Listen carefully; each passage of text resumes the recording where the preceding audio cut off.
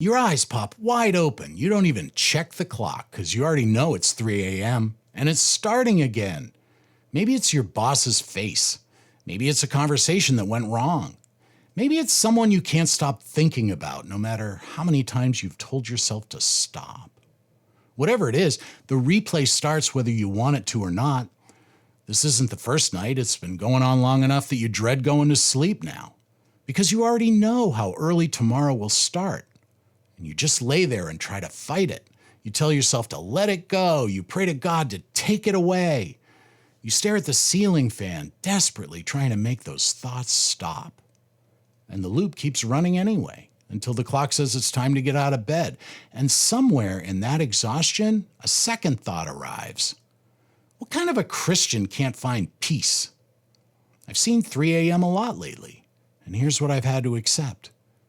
I can't think my way to peace. I can't logically plot my way out of this anxiety. The harder I work at it, and the longer God lets me sit in it, the more I start to question myself spiritually. That thought, what kind of a Christian can't find peace? That's a lie. Hey, guess what? You're a human being, and the peace God promises isn't the absence of the loop. It's something that stands guard in the middle of it. Philippians 4 says, "Do not be anxious about anything, but in every situation by prayer and petition with thanksgiving, present your requests to God, and the peace of God, which transcends all understanding, will guard your heart and your minds in Christ Jesus." I read that first line, "Do not be anxious about anything," and I immediately felt worse because I was anxious about something. And now apparently that was also wrong. But that's not what Paul was saying. Paul wrote those words from prison, not from a quiet retreat center, not from a bunch of answered prayers and restful nights in slumber. From a prison cell, which means this isn't advice from someone whose life was going great. This is instruction from a man who had every reason to be anxious and found something that existed completely independent of his circumstances. And the word that matters most in that passage isn't peace, it's guard. The peace of God will guard your heart and your mind. Not visit it, not occasionally appear, guard. Like a well-armed Marine posted at the door of your inner life, standing watch over everything the anxiety is trying to get to. The verse before it says, "Bring everything to God," not after you've figured it out yourself. While you're still in it, while the loop is still running. It's 3 a.m. and the weight is still there and you already know how early tomorrow will start. So bring it to him, all of it. The fear underneath the anxiety, the thing you haven't said out loud yet, the version of that situation you're most afraid is true. And here's what I want to give you permission to do in that moment. Feel it. Actually feel it. It's 3 a.m. The house is dark. Nobody's watching.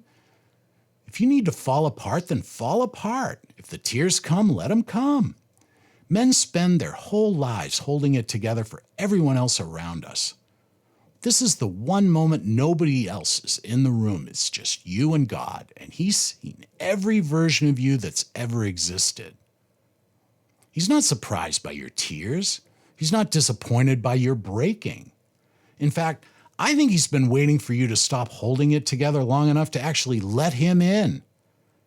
So the ugly cry at 3 a.m. in the dark when no one else can see you, that might be the most honest prayer you ever pray.